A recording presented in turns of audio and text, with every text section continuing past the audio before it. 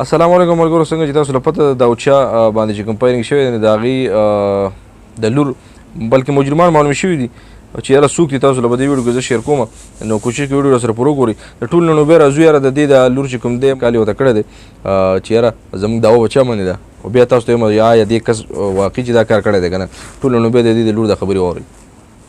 ولې نه زما ورور ولې زما ورور خبرې نشته د څه ضرورت دی راځي نه خو دا کار دې صدر اکبر خان کړی دی. صدر اکبر خان هغه روغ وسله سره دا کار وکړل او بس هسپتال کې دی غټ هسپتال کې.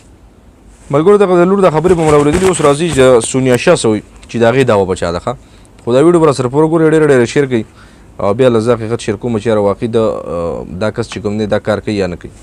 مړه خفه شو دا څنګه چل یار دا عمل دا نه دی صدر اکبر ښه صدر اکبر ټول د دې کارونه د دې مخکې هم لږ زموږ په کور باندې ډزې کړې دي. او هو هو هو هو علي شاته ما کار وکړو نو هغې ښه جي نشایانو باندې کې یو فاونډیشن جوړو دا نشایان. ملګرو تاسو د دې د خبرې مو اورېدې، د لور د خبرې ولم اورېدې، ورسره د مور خبرې هم چې یاره زموږ دعوه په صدر اکبر خان باندې. تاسو به پېژنئ صدر اکبر خان مردان پېښور سره تعلق ساتي، پېښور سره زما په خیال تاسو به پېژنئ، په سوشل میډیا ډېر زیات وایرل دی او ډېر دنیا خلک یې پېژني صدر اکبر خان. خو هغه مطلب دا دی دوی چې یاره هغه ورته وینا وکړه، سوال جواب وشو چې یاره راوځه مطلب د پوډریانو خلاف یا مختلف قسمه خبره باندې څه کاروایي کوو یا څه سلا کوو جرګه کوو، او د هغې نه پس مې مطلب دا ډزې وشوې. نو داسې لا هېڅ معلومات نشته.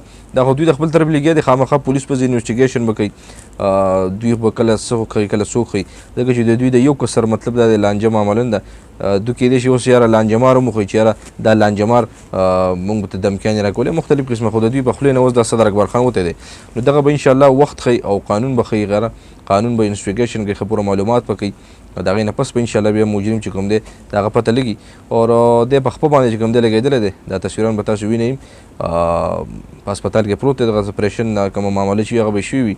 خو بهرحال ډېر ملګري وي چې یاره دا وګوره مجرمان یې معلوم شي او صدر اکبر خان دی. نو نه داسې هېڅ به هېڅ بغیر ثبوته چا باندې الزام لګول دا نه وي په کار. ما څنګه تاسو له وویل چې یاره د قانون کې به بیا پته لګي چې یاره مجرم څوک دی. د ویډیو د کتلو ډېرې زیاته مننه نه وي چې صاحب ډېر راتلو انشاءالله تاسو سره به ضرور شیر کوو.